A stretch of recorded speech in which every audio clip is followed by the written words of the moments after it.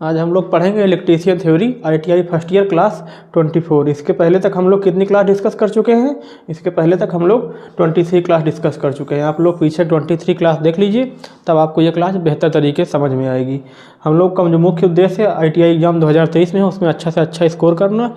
इस क्लास से संबंधित यदि आप PDF और फ्री में ऑनलाइन मार्क टेस्ट चाहते हैं तो आप www.globaliti.org पर जाकर इस सुविधा का लाभ उठा सकते हैं। चलते हैं आज के अपने पहले क्वेश्चन की ओर। आज का हमारा पहला क्वेश्चन है, what is the effect a person receive a shock current of 20 milli ampere. 20 milli ampere देखो दिया हुआ है, करंट दिया हुआ है 20 मिली एम्पियर। बोला है कि अगर इतनी करंट लगती है 20 मिली एम्पियर, पहली चीज़ तो डिपेंड करता है कि करंट कितनी देर तक प्रवाहित होती है उस व्यक्ति के शरीर से। दूसरा 90 वोल्ट से अधिक का करंट होगा वो ज़्यादा खतरनाक होता है। चलिए, ये तो हो गई लिमिटेशन बताए हमने। हम बता देते हैं आपको, और करंट कितना करंट का टेबल बना देते हैं छोटा सा, तो आप लोग जान जाएंगे। जैसे हमारी करंट होती है 0 to 8 milli ampere, 0 to 8 milli ampere. उसके बाद होती है 8 to 15 मिली एम्पियर। क्लास है करंट के, बताते हैं। इसके बाद फिर 8 to 15 मिली एम्पियर। उसके बाद फिर 15 to 20 मिली एम्पियर। उसके बाद फिर 20 to 50 मिली एम्पियर। उसके बाद 50 to 100 मिली एम्पियर। उसके बाद 100 मिली एम्पियर से अधिक, 100 मिली एम्पियर से अधिक। ये इतने हमने आपको बताया क्लास। बाकी और अधिक हो सकते हैं, करंट की वैल्यू कुछ भी हो सकती है। तो 0 to 8 मिली एम्पियर जो करंट है, इसमें नॉर्मल सा झटका लगता है आदमी को, बस कोई ज़्यादा इफेक्ट नहीं होता। जो 8 to 15 एम्पियर वाली करंट है, इसमें झटका लगता है, और मतलब आपको महसूस होगा कि हाँ हमें झटका लगा हुआ है। आपके नसों में थोड़ा संकुचन हो सकता है, लेकिन आपको झटका महसूस होगा। लेकिन जो उसके बाद 15 से 20 मिली एम्पियर करंट है, आपको झटका महसूस होगा, और डिपेंड करता है कि आपके मतलब मनुष्य का स्वास्थ्य कैसे। यदि मनुष्य पहले से ही कमज़ोर है या बीमार है तो हो सकता है कि उसको और ज़्यादा दिक्कत हो जाए। लेकिन इसमें उसे दर्दनाक झटका, यहाँ पे सिर्फ झटका लगेगा, यहाँ पे आपको दर्दनाक झटका लगेगा। 20 to 50 मिली एम्पियर में क्या होगा, नसों में संकुचन हो जाएगा, और सांस लेने में आपको दिक्कत होगी। सांस लेने में स्नायु तंत्र आपका बेकार हो जाएगा, मतलब कमज़ोर हो जाएगा। सांस लेने में दिक्कत होगी, सांस लेने में दिक्कत होगी। 50 से 100 मिली एम्पियर की जब बात करें तो यहाँ पे आपकी हृदय गति रुक सकती है। नसों में इतना ज़्यादा संकुचन, नसों में अत्यधिक संकुचन, आपका अधिक संकुचन, और दिल की धड़कन आपकी बंद हो सकती है। पश्चात आपकी मृत्यु भी हो सकती है। उसके बाद जो 100 मिली एम्पियर है, शरीर जल सकता है, शरीर में छाले पड़ सकते हैं, नसों का संकुचन इतना ज़्यादा हो जाएगा कि आपकी हृदय गति रुक जाएगी, आदमी की मृत्यु हो जाती है। लेकिन साथ साथ शरीर जल भी सकता है और शरीर में छाले भी पड़ सकते हैं। तो यहाँ पे पूछा हुआ है 15 से 20 मिली एम्पियर के बीच में। तो 15 से 20 मिली एम्पियर के बीच में क्या हो जाएगा, यदि किसी व्यक्ति को 20 मिली एम्पियर धारा का झटका प्राप्त होता है तो क्या प्रभाव होगा, दर्दनाक झटका लगेगा उसको। क्या होगा, दर्दनाक झटका लगेगा। इसका राइट आंसर। अगला क्वेश्चन देखते हैं। अगला क्वेश्चन पूछा हुआ है, which electrical equipment L series type MCB are used. MCB के किस विद्युत उपकरण में L सीरीज का उपयोग किया जाता है। देखो, हमने आपको बताया था लोकोमोटिव के लिए क्या होता है, DC सीरीज, और इसके लिए हैलोजन लैंप, और क्या बोलते हैं हैलोजन लैंप, और वातानुकूलन के लिए हमने कौन सी बताई थी आपको, हैलोजन लैंप बताओ। और वातानुकूलन के लिए क्या बताई थी हमने, G श्रृंखला बताई थी। कौन सी, G श्रृंखला। गीजर के लिए L सीरीज होती है। तो इसका राइट आंसर कौन सा सही हो जाएगा, गीजर।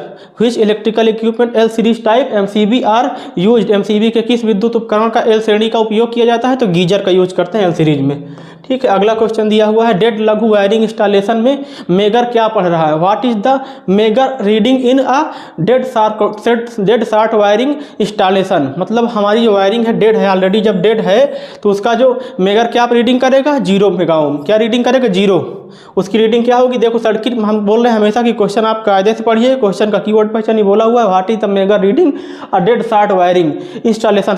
डेड का मतलब क्या जानते हैं आप, खत्म, मतलब कि बेकार। तो वहाँ पे आपकी रीडिंग क्या आएगी, 0 मेगा ओम।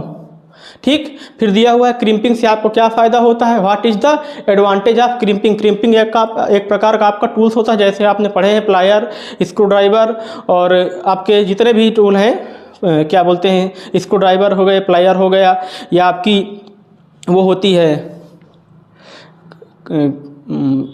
इस क्या बोलते हैं पकड़ने वाली क्लिप हो गई, वो क्रोकोडाइल क्लिप हो गई, या कई तरीके के अपने अपने जो जितने आपके इक्विपमेंट हैं उनमें सब में पूछा हुआ है क्रिम्पिंग टूल। उसी में एक होता है आपका क्रिम्पिंग टूल, फाइल हो गई, चीज़र हो गई, उसी सब में पूछा है क्रिम्पिंग से क्या फ़ायदा है। Crimping, what is the advantage of crimping.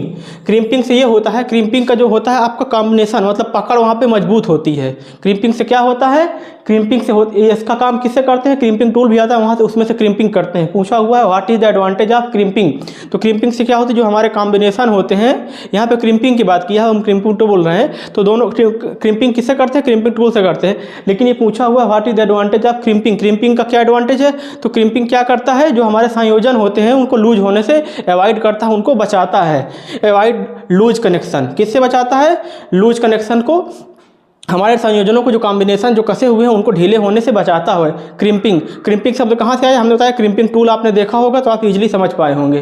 तो क्रिम्पिंग से क्या होता है, ढीले संयोजन, ढीले जो हमारा कॉम्बिनेशन जो लूज होता है उसको अवॉइड करता है, मतलब उसे कम करता है। अगला क्वेश्चन दिया हुआ है दैदीप्यमान की तीव्रता SI इकाई क्या है, what is the SI unit of luminous intensity. Luminous intensity की पूछा है यूनिट क्या होती है। तो जैसे आपका ल्यूमिनस, ल्यूमेन का होता है क्या, ल्यूमेन, कैंडिला, कैंडिलन का क्या होती है आप जानते हैं, कैंडिला क्या होती है सबको पता है। स्टेरेडियन की क्या पता है आपको, घनकोण होता है। कैंडिला की क्या पता है, ज्योतिता होता है। ल्यूमेन का क्या होता है आपका, ज्योति फ्लक्स होता है। इसका क्या होता है, ज्योति फ्लक्स, इसका ज्योति फ्लक्स होता है। इसका इल्यूमिनेशन, इल्यूमिनेंस, इल्यूमिनेंस फ्लक्स होता है, ठीक। और ये घनकोण किसका है, स्टेरेडियन का मात्रक होता है। कैंडिलन से क्या आप मापते हैं, ज्योति तीव्रता मापते हैं। क्या मापते हैं, ज्योति तीव्रता, लाइट इंटेंसिटी। अब देखिए क्या पूछा हुआ है, दैदीप्यमान तीव्रता पूछा हुआ है। इसका राइट आंसर क्या हो जाएगा, दैदीप्यमान तीव्रता, वही पूछा हुआ है ना, ल्यूमिनस इंटेंसिटी पूछा हुआ है। क्या, दैदीप्यमान तीव्रता किससे मापते हैं आप, तो इसका राइट आंसर हो जाएगा कैंडेला। ये तीनों भी देख लेना साथ में, ज्योति फ्लक्स किसका होता है, इल्यूमिनस फ्लक्स किसका होता है, स्टेरेडियन किसका होता है। तो आपका राइट आंसर कौन सा हो जाएगा, इसका कैंडेला राइट आंसर हो जाएगा। दैदीप्यमान तीव्रता की इकाई क्या है, candela. What is the SI unit of luminous intensity, उसकी होती है कैंडेला। अगला क्वेश्चन क्या दिया हुआ है, तंतु लैंप का कार्यकारी तापमान कितना होता है। तंतु लैंप, फिलामेंट लैंप जो होता है उसका कार्यकारी वोल्टेज कितना, वर्किंग वोल्टेज कितना होता है, कितने तक हो सकता है, तो इसका वर्किंग वोल्टेज हो सकता है 2300 डिग्री सेल्सियस तक, कितने तक हो सकता है। और ये कितने प्रकार के होते हैं, दो प्रकार के होते हैं, कार्बन होता है, एक होता है कार्बन, एक होता है आपका मेटल फिलामेंट, ठीक। तो इसके भी फर्दर दो क्लासिफिकेशन हो जाते हैं, एक हो जाता है गैस, एक होता है वैक्यूम। गैस, एक होता है वैक्यूम, गैस और वैक्यूम, गैस और निर्वात, वैक्यूम, ठीक है। तो आप देखो जो फिलामेंट होता है, फिलामेंट क्या होता है, जो हमारे बल्ब में या हमारी जो हैलोजन लैंप उन सब में लगा हुआ था, तो जो आप देखते हैं कि इस तरीके से कुंडलित लगा हुआ था, ये फिलामेंट होता है। जब ये हीट होता है तो ये हीट जो है हमें लाइट के फॉर्म में मिलती है, इसी फिलामेंट की वजह से मिलती है। तो इसका जो वर्किंग वोल्टेज होता है पूछा है, कार्यकारी वर्किंग टेम्परेचर पूछा है, कार्यकारी तापमान कितना होता है, what is the working temperature. Working temperature कितना होता है, मतलब किस फिलामेंट लैंप तक ये लैंप तापमान बियर कर सकता है, तो वही पूछा हुआ है। ये 2300 डिग्री तक हो सकता है, कितना, 2300 डिग्री सेल्सियस तक हो सकता है, ठीक, 2300 डिग्री सेल्सियस तक हो सकता है। इसके अलावा टंगस्टन फिलामेंट भी होते हैं, वो भी इसी में आते हैं। फिर पूछा हुआ फ्लोरोसेंट ट्यूबलाइट में टंगस्टन इलेक्ट्रोड को किस पदार्थ से लेपित करते हैं। तो देखिए जो फ्लोरोसेंट ट्यूबलाइट होती है, अगर उसकी बात करें ट्यूबलाइट की कोटिंग, तो कोटिंग किससे करते हैं, फ्लोरोसेंट पाउडर से करते हैं। लेकिन पूछा हुआ ट्यूब लैंप में टंगस्टन इलेक्ट्रोड, जो इलेक्ट्रोड है उसको किस पदार्थ से, हम उस इलेक्ट्रोड की कोटिंग किससे करते हैं, तो इलेक्ट्रोड की कोटिंग किससे करते हैं हम, बेरियम एंड स्ट्रांसियम ऑक्साइड से करते हैं। किससे करते हैं, बेरियम एंड स्ट्रांसियम ऑक्साइड से करते हैं, ठीक। हमने बताया आपको, जो आपका फ्लोरोसेंट पाउडर होता है इसका यूज कहाँ पे करते हैं, जो आपकी ट्यूब होती है उसके चारों ओर जो कोटिंग होती है उसको किससे करते हैं, फ्लोरोसेंट पाउडर करते हैं। लेकिन पूछा इलेक्ट्रोड को क्यों, मतलब इलेक्ट्रोड की कोटिंग किस करते हैं, इलेक्ट्रोड में कौन सा पदार्थ जो है लपेटते हैं, तो कौन सा हो गया, बेरियम एंड स्ट्रांसियम ऑक्साइड। अगला क्वेश्चन दिया हुआ है, एमबी प्रकार के उच्च दाब पारा वाष्प लैंप किस स्थिति में संचालित किए जाते हैं। देखो जो एमबी प्रकार का होता है ये भी मरकरी वेपर लैंप की बात कर रहा है, एमबी टाइप होता है। इसकी जो एमबी लिखा हुआ है तो इसकी संरचना से लिखा हुआ है, एम मरकरी वेपराइजेशन की है, बी उसकी करेक्टरिस्टिक्स के लिए। तो एमबी प्रकार के उच्च दाब पारा इसको बोलते हैं high pressure HPMV, high pressure mercury vapour lamp, ठीक। HPMV भी बोलते हैं, शॉर्ट में याद रखिएगा। तो जो हमारी HPMV लैंप होती है, जैसे आप देखते हैं कहीं पर भी लगी होती है, जैसे हमारी कोई लाइटनिंग का कोई फंक्शन होता है या कोई बहुत से लोग ऑर्गेनाइज किए जाते हैं, तो आपने देखा होगा कोई मीटिंग होती है या कुछ होती है तो वहाँ जब बहुत से लोग इकट्ठे होते हैं तो वहाँ पे हम लगाते हैं। अब लगाने के लिए पहले से एंगल कोई डिसाइड नहीं होता, तो किसी भी एंगल में लगाना पड़ जाए, तो वहाँ पे हम कौन सा लगाते हैं, high pressure mercury vapour lamp लगते हैं। मतलब इसके लिए एंगल मायने नहीं रखता, चाहे हॉरिजॉन्टल हो, चाहे वर्टिकल हो, चाहे इंक्लाइंड हो, कोई दिक्कत नहीं है। ये आपका देखो वर्टिकल होता है, ये आपका हॉरिजॉन्टल होता है, ये आपके इंक्लाइंड होते हैं, तो कोई दिक्कत नहीं होती, किसी भी एंगल में हम लगा सकते हैं। इसका राइट आंसर कौन हो जाएगा, एनी पोजीशन, कोई भी स्थिति। अगला क्वेश्चन दिया हुआ है, उच्च दाब सोडियम वाष्प लैंप परिपथ में लीक ट्रांसफार्मर क्या काम है। लीक ट्रांसफार्मर क्या करता है, देखो लीक ट्रांसफार्मर चौक का भी काम करता है, जो कि हमारी उसको स्टार्ट होने में मतलब जरूर सहायता प्रदान करता है। दूसरा क्या करता है, उच्च दाब सोडियम वाष्प लैंप परिपथ में लीक ट्रांसफार्मर का क्या कार्य है, what is the function of leak transformer in high pressure sodium vapour lamp. तो लीक ट्रांसफार्मर क्या करता है कि देखो हमें जो स्टार्टिंग के जो हमारे पास नॉर्मल वोल्ट आ जाती है वो 220, 230 वोल्ट होती है हमारे घर में, ठीक है, 230, 220। अब जो बोला हुआ है हमें स्टार्टिंग के लिए कितना चाहिए, स्टार्टिंग के लिए कितना चाहिए, उसे कम से कम 280 से 300 चाहिए या 380 के बीच में चाहिए। स्टार्टिंग के लिए ज़्यादा वोल्ट चाहिए, तो उसके लिए हम क्या लगाते हैं, एक लीक ट्रांसफार्मर ले लेते हैं अलग से ट्रांसफार्मर, इसका अरेंजमेंट स्टार्टिंग के लिए करते हैं। तो इसका राइट आंसर कौन सा हो जाएगा, reduce the starting current, reduce the working voltage, increasing the voltage, ignite the initial high voltage. देखो ये दिया हुआ है प्रारंभ में उच्च वोल्टेज के लिए, प्रारंभ में। अब देखो उच्च वोल्टेज के लिए हम पता है ना आपको, ट्रांसफार्मर बताए हैं, ट्रांसफार्मर हमारे कितने प्रकार के होते हैं, फिर मतलब होते तो कई प्रकार के हैं, core type, shell type, berry type, लेकिन यहाँ पे हम CT और PT की बात कर रहे हैं। CT का मतलब होता है करंट ट्रांसफार्मर, PT का मतलब होता है पोटेंशियल ट्रांसफार्मर, ठीक। यहाँ पे हम ज़्यादातर कौन सा यूज करेंगे, CT PT। अभी आगे क्वेश्चन में CT PT का डाउट भी हम क्लियर कर लेंगे। अगला क्वेश्चन दिया हुआ है, औद्योगिक 2 ट्यूब लाइट फिटिंग में स्ट्रोबोस्कोपिक प्रभाव कैसे कम होता है। How stroboscopic effect in industrial twin tube light fitting is reduced. मतलब इस इफेक्ट को जो दिया हुआ है स्ट्रोबोस्कोपिक इफेक्ट, इसको किस प्रकार से रिड्यूस करें। इसका मतलब होता है इस इफेक्ट प्रभाव से क्या होता है, भ्रम की स्थिति पैदा होती है। भ्रम की स्थिति जैसे मतलब कि चीज़ों को कुछ मतलब और समझ लिया जाए, जैसे कि आपने तो अभी देखा होगा या कोई आपके सामने फिगर या कोई पिक्चर चलता हुआ है, अचानक से उसे हटा दिया जाए तो आपके मतलब उसके जाने के बाद भी कुछ देर तक महसूस होता है आपके माइंड में वो फिगर या बना रहता है, मतलब हट गया है हकीकत में, लेकिन फिर भी आपके माइंड में, आपके आंखों सामने कुछ देर तक उसकी छवि बनी रहती है, मतलब आपको लगता है कि अभी भी वो हमारे सामने है। तो वही मतलब एक प्रकार का वो होता है कि भ्रम की स्थिति पैदा करता है। इस इफेक्ट को कम करने के लिए क्या करते हैं हम, लाइट फिटिंग में स्ट्रोब प्रभाव कैसे कम करते हैं, संधारित्र को आपूर्ति के समांतर संयोजित करते हैं, संधारित्र को आपूर्ति के श्रेणी में, संधारित्र को एक ट्यूब लाइट के श्रेणी में, ये इसका राइट आंसर है। मतलब एक ट्यूब लाइट जो होती है, जो आपके संधारित्र लगे हैं, आपके लगे कितने हैं, ट्विन ट्यूब लाइट है, 2 ट्यूब लाइट है आपकी, ठीक, 2 ट्यूब लाइट है, तो किसी एक के सीरीज में कनेक्ट कर देते हैं, किसी एक के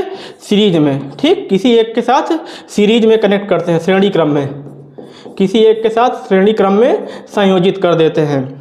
संधारित्र को एक ट्यूब लाइट के सीरीज में कनेक्ट कर देते हैं। अगला क्वेश्चन दिया हुआ है, फ्लेक्सर की वर्तमान क्षमता क्या है यदि प्रत्येक पंक्ति में करंट मिली एम्पियर में है। देखो यहाँ पे दिया हुआ है, ये रो दी हुई है, 3 रो दी हुई है, अगर एक को R1, R2 या R3 3 रो कह दें तो 3 रो दिखाई गई हैं। आपको पूछा हुआ है what is the current carrying capacity of flasher if the current is 100 milli ampere each row. आपको सबको पता है कि देखो जो आपकी सीरीज होती है उसमें करंट की वैल्यू समान होती है, पैरेलल में वोल्टेज की वैल्यू समान होती है।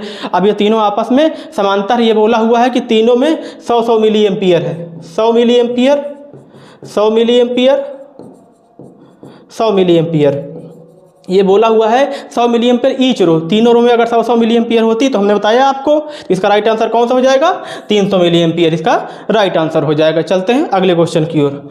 अगला क्वेश्चन क्या दिया हुआ है, समतल सतह में प्रकाश के प्रवाह को कौन सा शब्द संदर्भित करता है, which term refer that the flowing of light into a plane surface.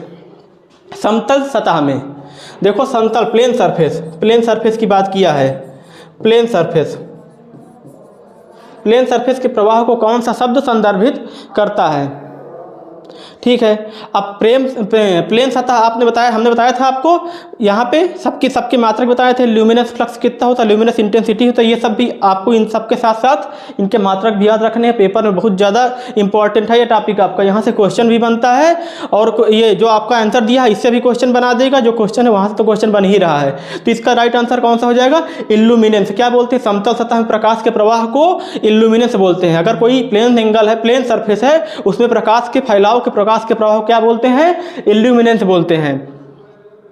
अगला क्वेश्चन क्या दिया हुआ है, उच्च दाब सोडियम वाष्प लैंप सर्किट में चिंगारी देने वाले का उद्देश्य क्या है, what is the purpose of igniter in high pressure sodium vapour lamp. उच्च दाब सोडियम वेपर, हम वही बार बार बोलते हैं उच्च दाब, हाई बोला है HPSV, high pressure sodium vapour lamp की बात किया हुआ है। यहाँ पे सोडियम वेपर लैंप की बात किया हुआ, सोडियम वेपर लैंप का कंस्ट्रक्शन अभी जब हम कोशिश करेंगे अगली बार जब क्वेश्चन लेके आए तो साथ में कुछ फिगर भी अरेंजमेंट करें। तो आपके जो सोडियम वेपर लैंप होती है, ठीक है, सोडियम वेपर लैंप होती है तो उसमें आप सप्लाई के लिए ट्रांसफार्मर का अरेंजमेंट करते हैं।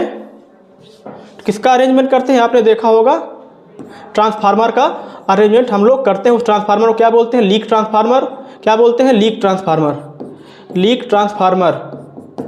उस ट्रांसफार्मर को क्या बोलते हैं, लीक ट्रांसफार्मर। उच्च दबाव सोडियम वाष्प लैंप सर्किट में चिंगारी देने वाले का उद्देश्य क्या है, तो decrease the starting current, increase the running voltage, decrease the running current, generate the high voltage pulse eight starting. इसका राइट आंसर क्या हो जाएगा, हमने बताया था लीक ट्रांसफार्मर से क्या करते हैं, क्योंकि हमें जो हमारी लैंप है उसको स्टार्टिंग में ज़्यादा वोल्टेज चाहिए कंपेरिजन तो जो उसका रेटेड वोल्टेज, जो नॉर्मल वोल्टेज, जो रनिंग के लिए वोल्टेज चाहिए उसके कंपेरिजन में ज़्यादा वोल्टेज चाहिए। तो इसलिए किसका यूज करते हैं, लीक ट्रांसफार्मर का। लीक ट्रांसफार्मर को यूज़ करने से कुछ लीकेज हो जाते हैं तो उसके लिए और अरेंजमेंट हम कर लेते हैं, बाद में कैपेसिटर लगा लेते हैं। फिलहाल इसका राइट आंसर कौन सा हो जाएगा, उच्च दबाव सोडियम वाष्प लैंप सर्किट में चिंगारी देने वाले का क्या उद्देश्य है, तो इसका राइट आंसर हो जाएगा generate high voltage pulse eight starting. अगला क्वेश्चन दिया हुआ, किस प्रकार का प्रकाश फिटिंग डिजाइन चकाचौंध से मुक्त है। चकाचौंध का मतलब होता है ग्लेयर। ग्लेयर आप जानते हैं, ग्लेयर का मतलब होता है जैसे कि एक बार की कोई आपके आंखों में टार्च मार दे तो आपकी आंखों का जो होता है, आपकी आंखों बिल्कुल आपको दिखाई नहीं लगता, बिल्कुल चौंध हो जाती है, जैसे लगता है कि धुंधला दिखाई लगता है, जैसे लगता है कि कुछ चीज़ सामने है ही नहीं। जैसे आप बाइक से या साइकिल से जा रहे हैं, सामने से कोई बड़ी लाइट वाली जैसे ट्रक या कुछ गाड़ी निकलती है, जब वो पास हो जाती है तो आपको कुछ देर तक सामने दिखता नहीं है, उसी को बोलते हैं चौंध या ग्लेयर, जिससे कि आदमी यहाँ चक्कर तक आ सकता है। कभी कभी आदमी को चौंध और ग्लेयर से चक्कर भी आता है, आदमी बेहोश भी हो जाता है। तो चौंध और ग्लेयर से बचने के लिए पूछा है, किस प्रकार का प्रकाश फिटिंग डिजाइन चकाचौंध से मुक्त है।